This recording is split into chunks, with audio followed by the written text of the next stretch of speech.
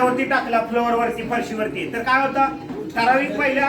पहिल्या ह्याला टप्प्याला वर इथपर्यंत हाईट लाईन दुसऱ्या टप्प्याला येईल का तिथपर्यंतच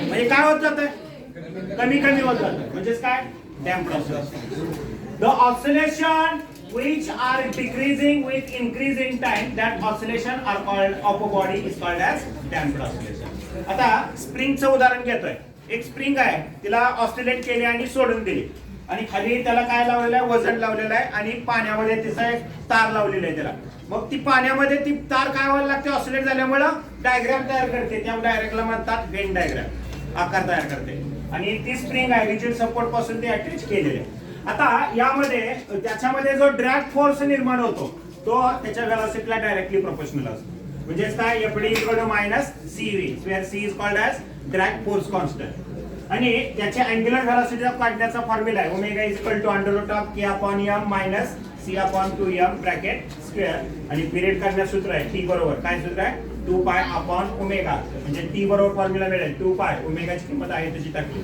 म्हणजे काय मिळाली a upon m minus c upon 2m bracket square and this is about the period of damped oscillating body.